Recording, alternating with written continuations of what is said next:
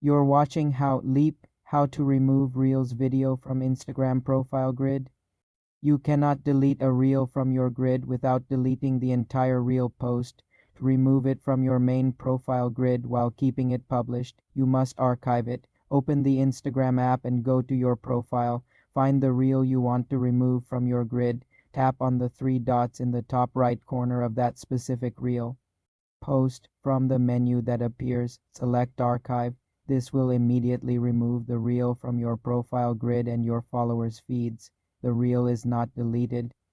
It is moved to your private archive. To access your archive, go to your profile, tap the three-line menu, select your activity, then tap Archive. You will see your archived Reels there. If you want to completely delete the Reel, you must do so from the archive. In the archive, tap on the Reel, tap the three dots, and select Delete.